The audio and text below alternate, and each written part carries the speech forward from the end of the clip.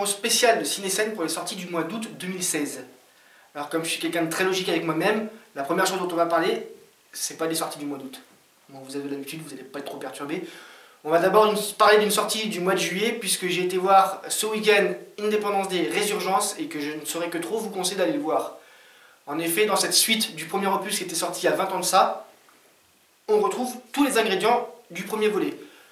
Le même casting à peu près, puisque des nouveaux personnages apparaissent bien entendu, mais ils sont justifiés par rapport à l'ancien casting aussi. D'ailleurs, de manière très bien foutue pour la plupart d'entre eux. On retrouve aussi bien sûr les extraterrestres, ça vous vous en doutez si vous n'avez pas de film, et on retrouve aussi tous les éléments qui ont fait le succès du film, c'est-à-dire ce côté blockbuster à l'américaine, le patriotisme américain surdéveloppé aussi. Et voilà, donc on retrouve vraiment tous les ingrédients, donc je ne saurais que trop vous conseiller d'aller voir, surtout si vous avez bien aimé le premier opus. Si vous n'avez pas aimé le premier, bah allez pas voir celui-là, ça servira un peu à rien, on est d'accord. Moi, le seul truc qui me perturbe dans ce film, c'est que les extraterrestres, et je sais pas, ils doivent avoir qu'une journée dans leur calendrier parce qu'ils attaquent toujours le 4 juillet. Je sais pas, c'est un truc, voilà, bref. Bon allez, assez déblatéré, on passe aux sorties du mois d'août avec, dès le 3, une très grosse sortie, puisque le nouvel opus de la saga DC au cinéma arrive. Alors ne vous attendez pas à voir de chauves-souris géantes ou de mecs en slip rouge et bleu. Non, là on va se baser sur les méchants puisque c'est la sortie du Suicide Squad. Probablement le film de super-héros le plus attendu de l'année, avec un casting de fou, aussi bien au niveau des personnages dans l'histoire que des acteurs qui vont les jouer. Voilà, on retrouve notamment Will Smith dans le rôle de Deadshot, Jared Leto dans le rôle du Joker, un nouveau Joker, encore un. Est-ce qu'il sera à la hauteur des deux autres? Enfin, de deux des autres en tout cas.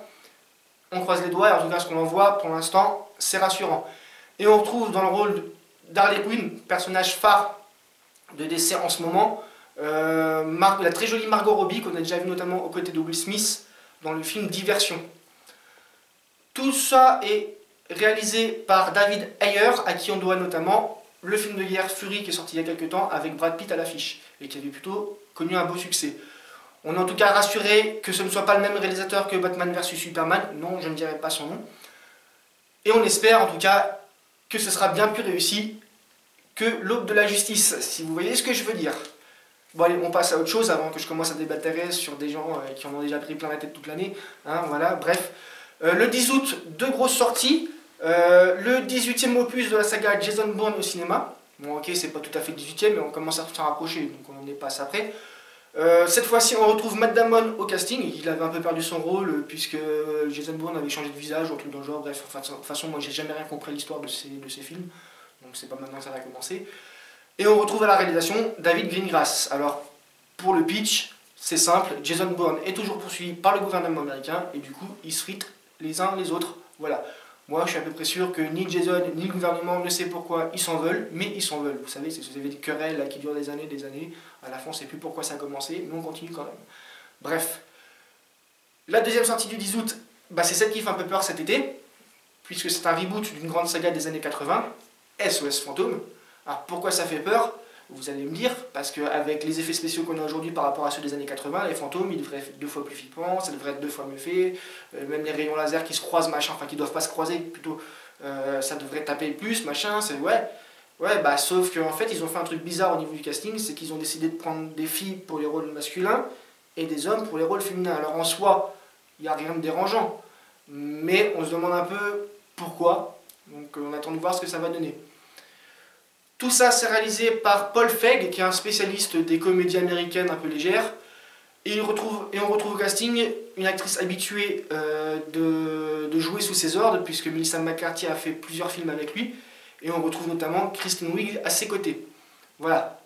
C'est la curiosité de l'été. Honnêtement, je ne sais pas trop ce que ça va donner. Ça me fait un peu peur. On continue avec le 17 août. Deux grosses sorties. Enfin, une grosse sortie pour moi, parce que c'est un film qui va me rappeler mon enfance. La sortie de Peter et Elliot le Dragon. Alors, pour ceux qui ne le savent pas, c'est une refonte d'un film qui est sorti dans les années 80-70, je crois même peut-être, qui racontait l'histoire d'un petit garçon et d'un dragon, hein, donc Peter et Elliot le Dragon, voilà. Alors, le petit garçon, c'est un vrai petit garçon, et Elliot à l'époque, c'était un dessin animé. Je pense que maintenant, on va le faire en image de synthèse.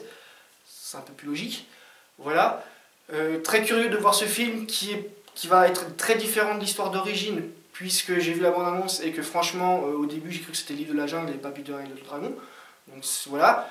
Curieux d'aller le voir quand même, parce que comme je vous le dis, ça a bercé mon enfance. C'est réalisé par David Lowery, qui n'est pas très connu encore, espérons que ça le fasse connaître. Et on retrouve au casting notamment l'excellente Bryce Dallas Howard, une actrice que j'adore, parce que notamment elle a beaucoup joué avec M. Night Shyamalan, qui vous le savez est le dieu des réalisateurs à mes yeux. Bref.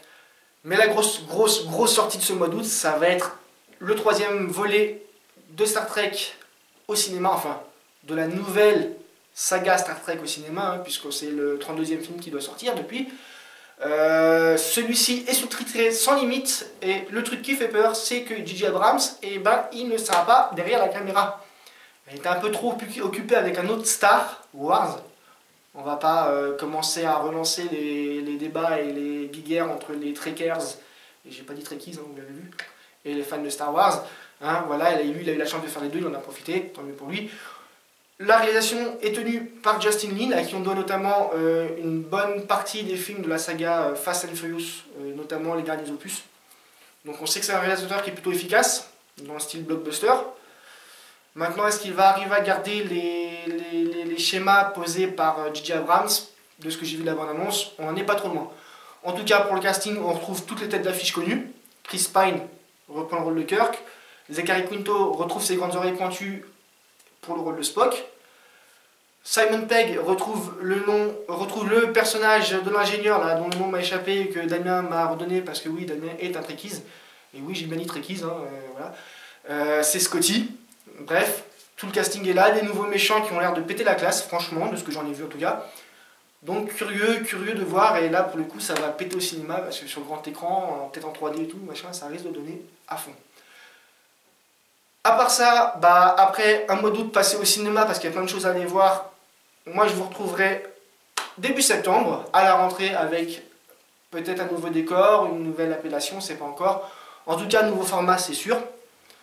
Bon, par contre, on aura toujours Damien qui sera là. Hein. Malheureusement, j'ai pas réussi à m'en débarrasser pendant les vacances. Et on a essayé, on l'a envoyé à droite, à gauche, mais il est toujours revenu. Vous savez, c'est un peu comme ce gars-là, c'est un peu comme un mouvement. En fait. Vous le lancez loin et il finit toujours par revenir. Hélas. Mais bon, à faire avec, tant pis. Donc, on se retrouve à la rentrée pour de nouvelles aventures. Et d'ici là, comme d'habitude, que la force soit avec vous.